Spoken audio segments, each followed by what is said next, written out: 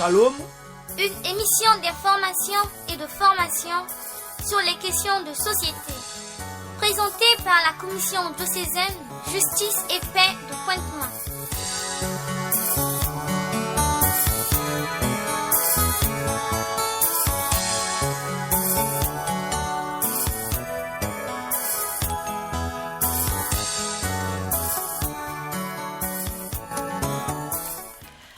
Les bateaux sans gouvernail n'obéissent qu'aux écueils des océans.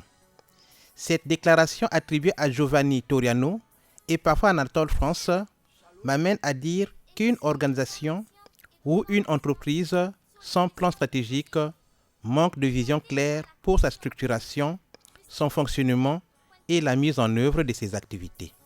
Pour être à l'abri d'un tel manquement, la Commission Justice et Paix de Pointe-Noire, grâce à l'appui de l'un de ses partenaires, j'ai cité le Secours catholique Caritas France, a organisé un atelier dont l'objet a été l'élaboration de son plan stratégique pour la période allant de 2027 à 2031.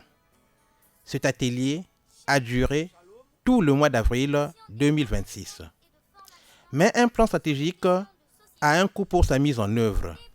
C'est pour cela qu'elle a aussi élaboré un plan de mobilisation des ressources financières pour la même période. L'idée pour la CJP, c'est de diversifier ses sources de financement, donc ses partenaires. Oui, cela est plus que nécessaire, car la dépendance à 2 ou 3 partenaires extérieurs, aussi bienveillants soient-ils, comporte un risque structurel pour la liberté prophétique de la CJP et surtout pour sa survie. Bon nombre de visionnaires l'ont compris. Il en est ainsi de Paul Samangassou, consultant en management des organisations et des entreprises, venu du Cameroun pour aider la Commission Justice et Paix de Pointe-Noire à se doter de ces 2 outils, c'est-à-dire le plan stratégique et le plan de mobilisation des ressources financières. Plus près de nous, l'on peut citer un autre visionnaire, l'abbé Paulin Pukuta, qui dans son exposé aux évêques de la Serac, réunis à N'Djamena au Tchad, du 25 janvier au 1er février 2026, a rappelé que l'indépendance financière des institutions ecclésiales d'Afrique est une condition de la parole libre. Auditrices et auditeurs de Shalom, comme vous pouvez le deviner, l'émission de ce soir, sinon de ce jour, est consacrée à la plus-value que ces 2 instruments vont apporter à la Commission Justice et Paix, et certains de ceux qui ont contribué à leur mise en place vont s'exprimer. Pour la préparation de cette émission, Alain Didier Syriac Louanana a bénéficié de la précieuse collaboration technique de Ghislain Egouya, l'homme à la main digitalisée et aux doigts en or, le dieu de la console, le grand maestro. À toutes et à tous qui êtes près de vos postes récepteurs et sur Internet, bonjour ou bonsoir et excellentes conditions d'écoute. Shalom, c'est parti avec les Sambango dans Eyenga.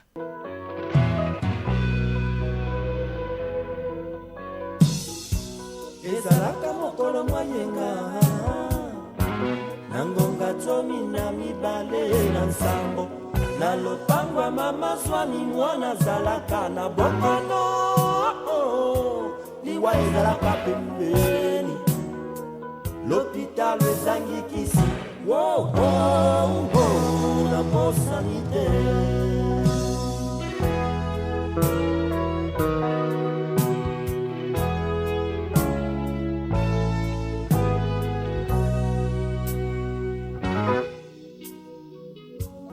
Ezalaka mokolo mwayenga nangonga tsomi na mibale na nsambo miso mamona kasi matoi maboya koyoka moto eboya kokanisa maloba mazangi nga na monoko l'hôpital ezangi kisi na bosani te.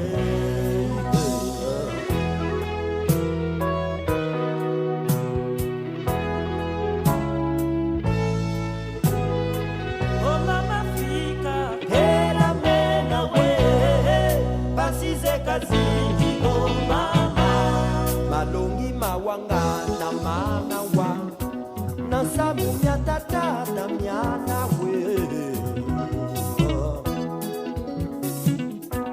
malongi mawanga na manawa na samu nyatata na myana we oh mama Mandela oh mama Mandela oh mama Mandela na we. Eyenga, c'était les Sambango. Je rappelle que cette émission fait écho de l'atelier que la commission Justice et Paix de Pointe-Noire a organisé tout le mois d'avril 2026 sur l'élaboration des 2 outils importants pour les 5 prochaines années.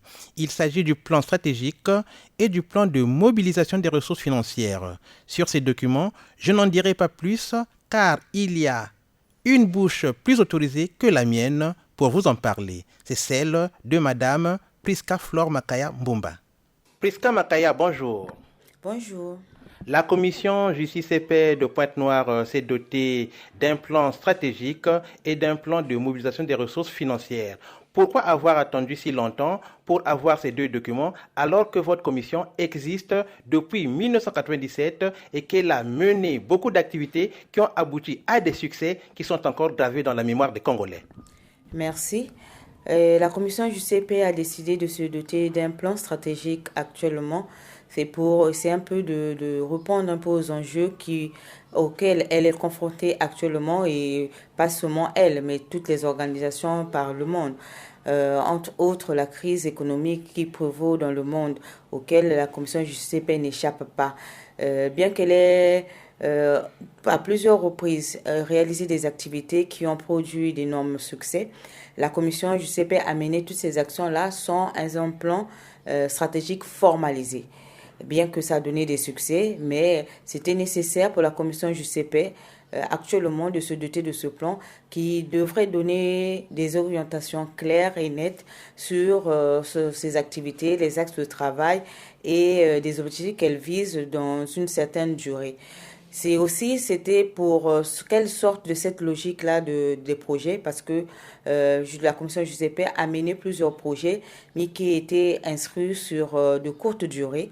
Donc, pour essayer de viser plus loin, donc elle a décidé de se doter d'un plan opérationnel qui prévoit des activités qui vont être menées sur de plus longue durée, donc de viser des effets sur le long terme. C'est un outil qui est important pour renforcer non seulement la visibilité de la commission JCP, mais aussi pour permettre de pérenniser tous les acquis, tous les impacts, tous les effets bénéfiques qu'elle a pu avoir dans le cadre de la mise en œuvre de ces activités et de ces projets. Madame Priska Makaya, dans votre langage, je me rends simplement compte que vous êtes une grande technicienne. Vous parlez de plan stratégique.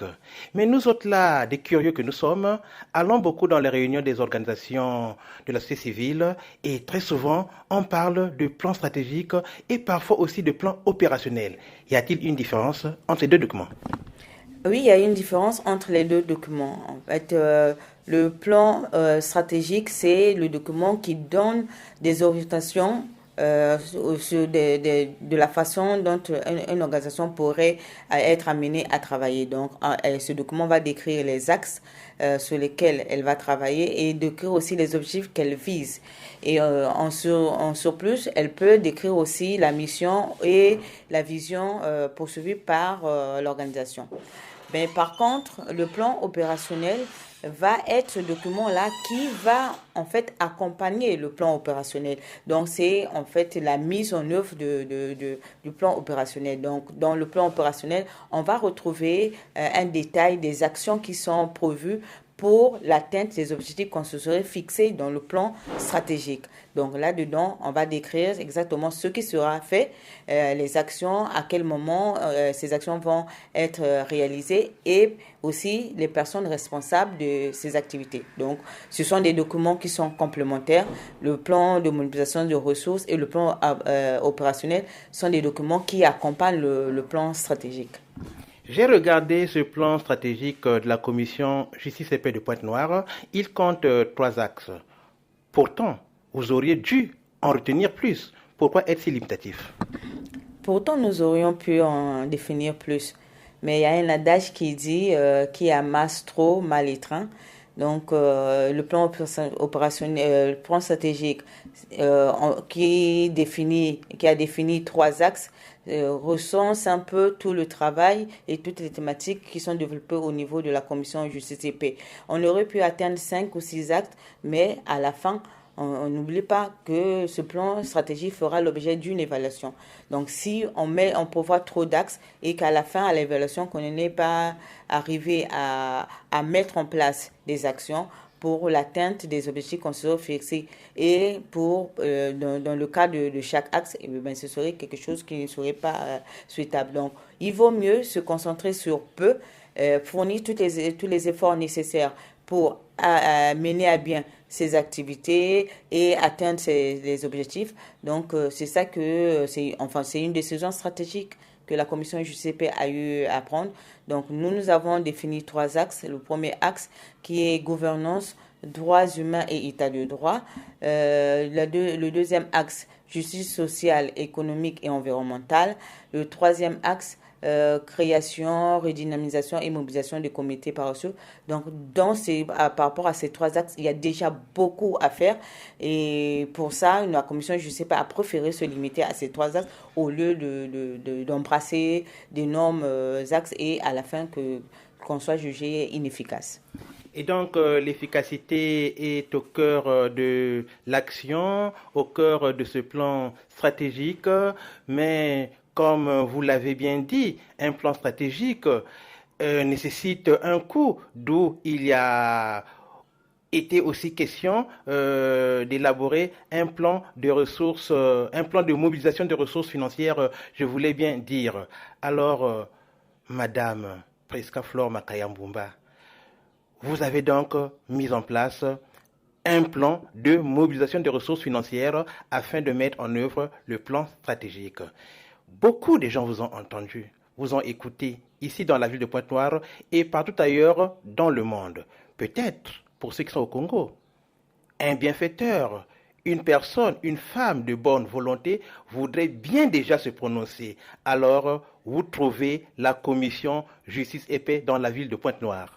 La commission justice et paix se situe dans l'enceinte du centre de Polo. Généralement, on appelle ce lieu chez les religieuses, là où il y a les institutions de la Caritas Pointe-Noire. Et les gens viennent énormément pour se faire des massages au niveau du centre de Polo.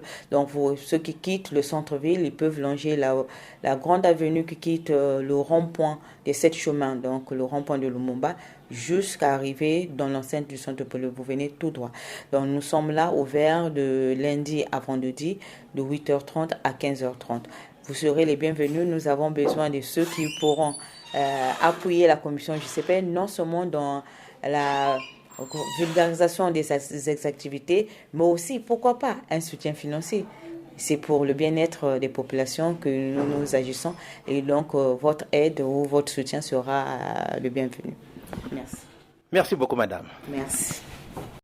Le plan stratégique est un outil très important pour les organisations et les entreprises. Pour l'élaborer, les participants ont procédé à un diagnostic stratégique. Ce diagnostic a consisté pour eux à faire une analyse institutionnelle d'une part et une analyse organisationnelle de la commission justice et paix d'autre part. L'analyse institutionnelle leur a permis de regarder l'environnement dans lequel évolue cette commission en vue d'identifier les facteurs dans le macro-environnement et les acteurs dans le micro-environnement. Ils ont eu l'occasion d'apprécier l'influence de ces facteurs et de ces acteurs sur l'action de la commission et en tirer les conclusions suivantes. Quand les facteurs et les acteurs influencent positivement l'action de la commission, ils sont considérés comme des opportunités, mais lorsque leur influence est négative, ils deviennent des menaces. L'analyse organisationnelle leur a permis de rentrer au sein même de la structure, c'est-à-dire de la commission, en regardant son fonctionnement, son style de management, ses ressources humaines et matérielles, ses procédures internes, question d'identifier les forces et faiblesses, mais aussi les opportunités et les menaces. C'est sur la base de ces analyses qu'ils ont défini les grands axes stratégiques de leur plan stratégique. Mais cet atelier n'a pas que connu la participation des membres de la commission du CP de Pointe-Noire. L'on a noté aussi la présence des participants venus de Dolisie et de Nkayi. C'est le cas de M. Serra Victor Bakala, chargé de programme au sein de la commission Justice et Paix de Dolisie, que je vous propose d'écouter. Il commence par nous dire la date de création de la commission de son diocèse. Vous allez nous excuser de la qualité de cet élément car il n'a pas été enregistré dans les conditions du studio. Alors, la commission Justice et Paix du diocèse de Dolisie existe en effet depuis le 1er juin 2023. Et cette commission a été créée par un décret pris par Monseigneur Toussaint Ngoma Foumane, qui est l'évêque du diocèse de Dolisie. Alors, sur quelle thématique travaille votre commission? Eh bien, la commission Justice et Paix travaille sur plusieurs thématiques. Alors, il faut d'abord rappeler que la commission Justice et Paix est une structure de l'Église catholique qui travaille pour la promotion des droits humains. Et nous, dans le département du Niari, plus précisément à Dolisie, nous sommes une zone forestière. Nous travaillons bel et bien dans la gouvernance forestière. Vous travaillez sur la gouvernance forestière. Quels sont les problèmes auxquels sont confrontées les communautés qui sont riveraines de ces exploitations forestières dans le diocèse qui est le vôtre? Bien, dans le diocèse de Dolisie, les communautés riveraines d'exploitation forestière sont confrontées à plusieurs problèmes, parmi lesquels ces communautés ont, par exemple, la difficulté d'évacuer leurs biens, par exemple, lors de la saison des pluies. Et lorsque les pluies s'abattent et les grumiers des sociétés qui exploitent le bois les conditions vraiment, ou bien la route n'est pas trop bonne. Et ces communautés-là ont la difficulté d'évacuer leurs produits. Ça, c'est la première difficulté. La seconde est que les sociétés qui viennent pour exploiter le bois ne respectent pas ce que l'on appelle par le cahier de charge. Le cahier de charge est une disposition contenue dans le nouveau code forestier de 2020. Vous parlez des cahiers de charge. Qu'est-ce qu'on trouve dans ces cahiers de charge et qui les élabore? Bien. Dans le cahier de charge, il faut d'abord rappeler ici que le cahier de charge est un mécanisme de partage de bénéfices contenu dans le code forestier. Alors, le cahier de charge est tout simplement un moyen par lequel, ou bien un document par lequel les populations expriment leurs besoins auprès de la société et que la société doit exécuter. Je prends un exemple. Lorsque la société vient s'implanter dans une localité, les populations ont des besoins, comme par exemple la construction d'un dispensaire, la construction par exemple d'une école. Et ce sont ces éléments qui sont contenus dans le cahier de charge et que la société doit exécuter au profit de cette communauté. Monsieur Bakala, vous parlez donc des problèmes que les communautés rencontrent. Vous avez parlé des cahiers de charges qui contiennent les doléances des populations et qui devraient être normalement prises en compte par les compagnies. Alors, du côté des autorités locales, pour ne pas parler des autorités départementales, quelle est leur attitude face à ces problèmes? Bien, du côté des autorités départementales, puisque nous travaillons avec ces autorités, alors les recherches sont en cours, par exemple concernant les cahiers de charges, concernant ce que font ces communautés. Normalement, ces communautés devraient suivre, n'est-ce pas, l'exécution de ces cahiers de charges. Alors, il faut souligner que ce travail, nous l'avons commencé il y a à peine 2 ans, et vous savez qu'avec l'administration congolaise, ce n'est pas en un revers de main que lorsque vous demandez quelque chose et vous l'obtenez, et au fur et à mesure, nous sommes en train d'obtenir des informations et les choses sont en train de s'améliorer petit à petit. Les choses sont en train de s'améliorer petit à petit. Est-ce que y a-t-il un mécanisme par lequel les populations peuvent tirer directement profit de cette exploitation pétrolière? Quand je parle de mécanisme, peut-être qu'il y a un un fonds de développement local et s'il existe, comment il est alimenté? Effectivement, merci pour cette question. Elle est vraiment la bienvenue et elle est d'ailleurs pertinente. Alors, concernant donc ce mécanisme de partage de bénéfices, dans le code forestier, il existe bel et bien un mécanisme que l'on appelle le fonds de développement local. Alors, ce fonds est alimenté par 200 francs de mètre cube du bois exploité. Donc, ces 200 francs devaient être versés dans un compte bancaire et ce compte bancaire servira donc d'alimenter le fonds de développement local qui devrait permettre à ces communautés d'entreprendre des micro-projets. Quand vous parlez de micro-projets, pour éclairer la lanterne des auditrices, auditeurs qui écoutent cette émission, c'est quoi quand vous parlez de micro-projets?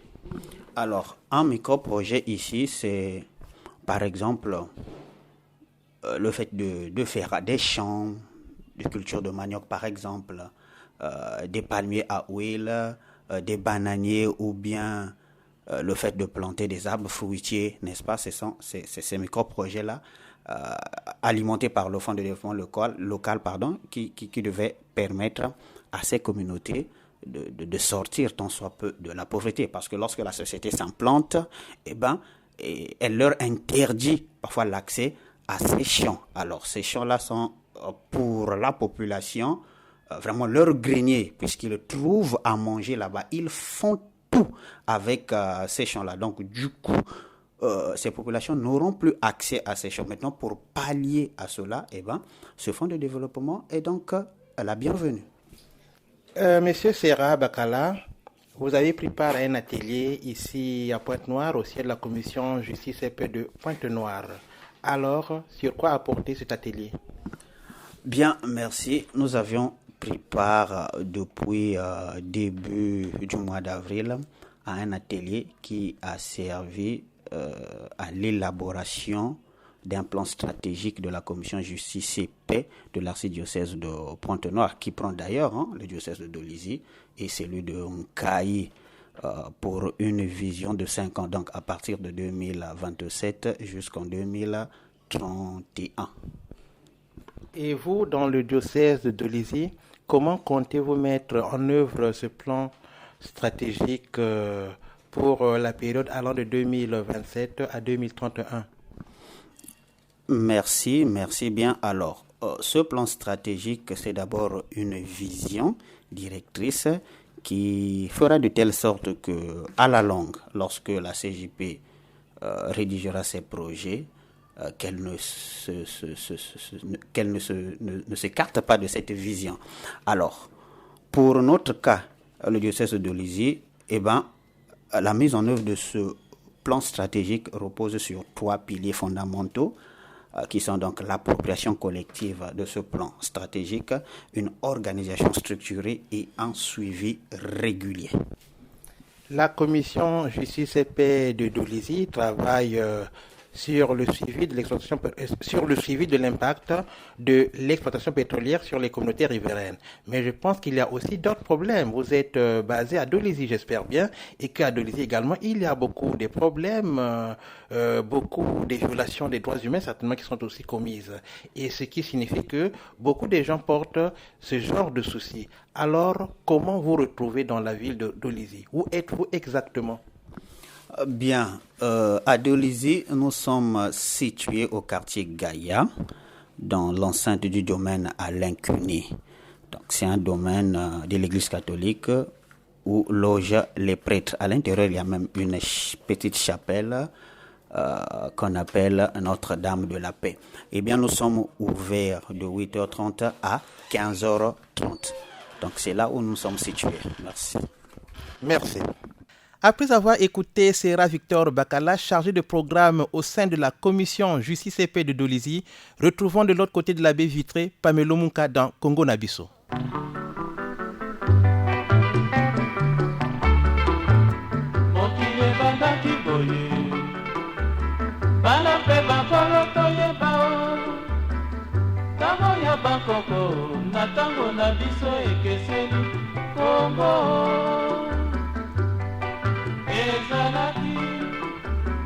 ntango ya palanga misato bana nyonso ya mboka oyo bamonaki mpasi mpo na mokili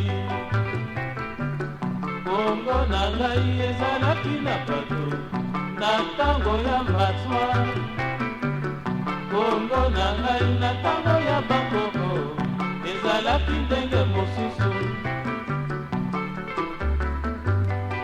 nazalaki kolatela lokola lelo te kotambola na voitile lokola yo te nazalaki na lopitalo te se monganga mboka kasi bazalaki kobika ndenge ninyo bakoko babiso basali bapungo ntango na biso biloko nyonso tokomi kozwa na pasio ezali lisusu ndenge ya bakoko te mosusu eye kokolonize se bato ya mboka nsima ebongaki tosala ndenge ninyo tosengi lipanda mpe revolution ya kongo kongo kongo kongo kongo.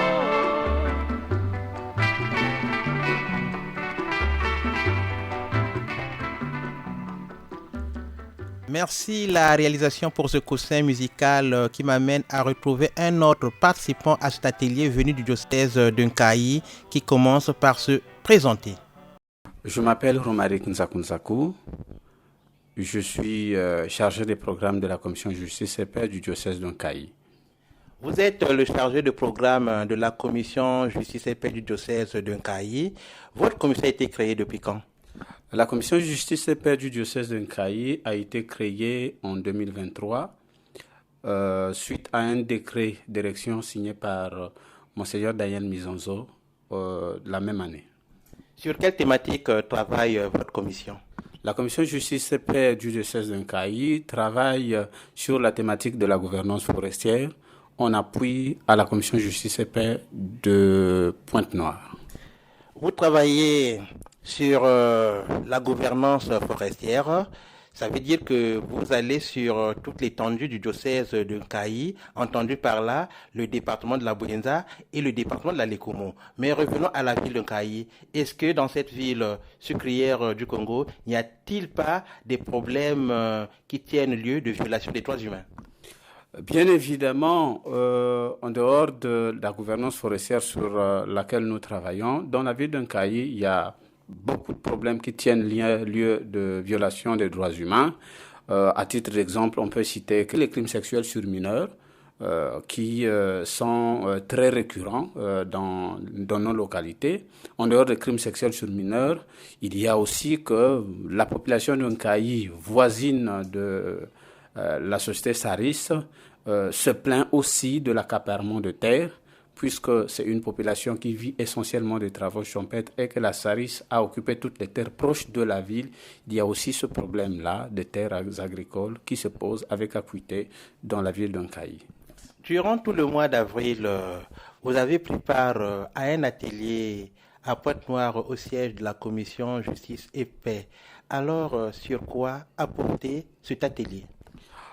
Cet atelier a porté essentiellement sur l'élaboration d'un plan stratégique qui va servir de ligne directrice de l'action de la commission justice et paix à long terme. Donc on est parti sur l'année 2027 à 2031.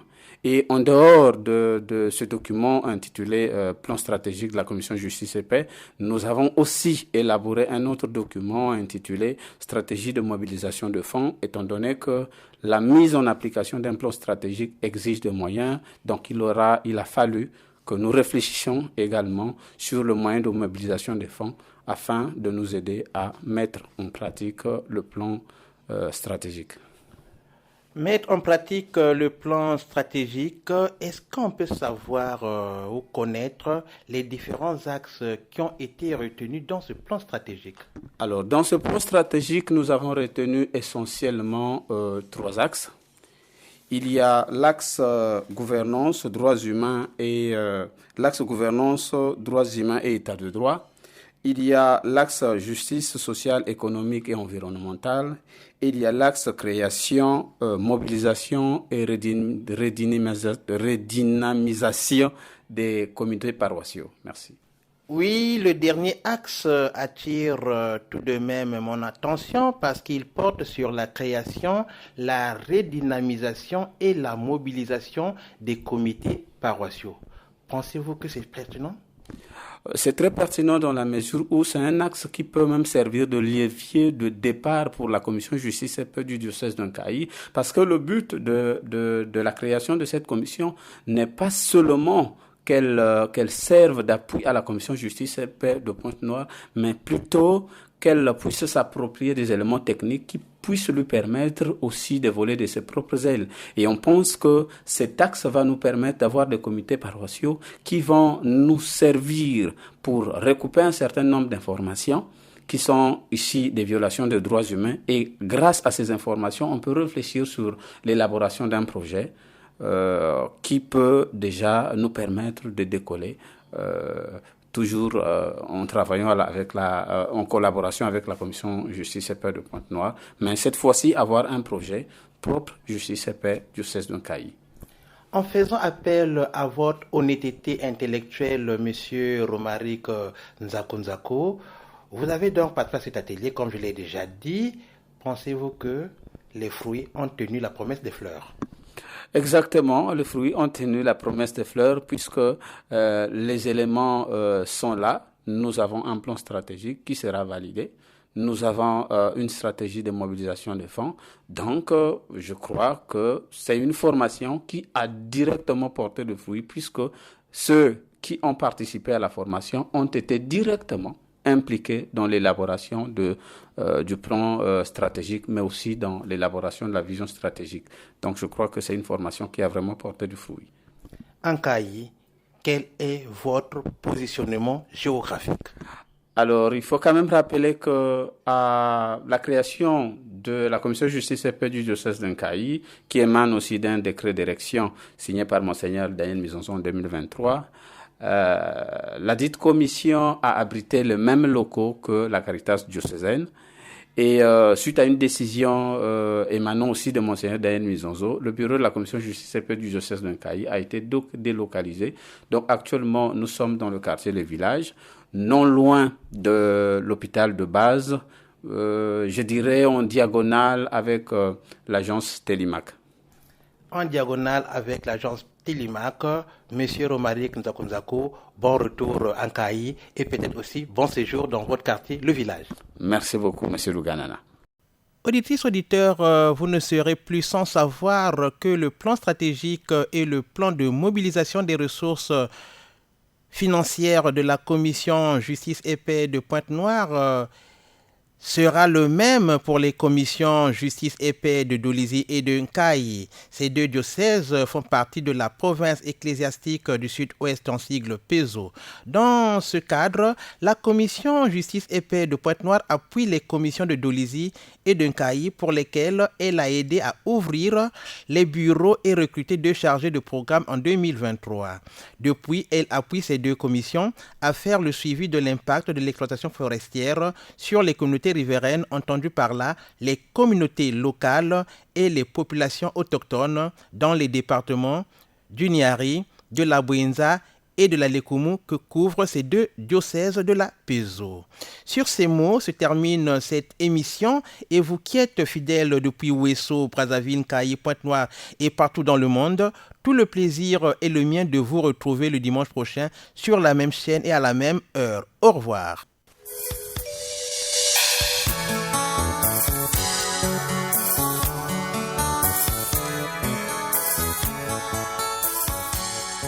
C'était Shalom, présenté par la Commission diocésaine Justice et Paix de Pointe-Noire.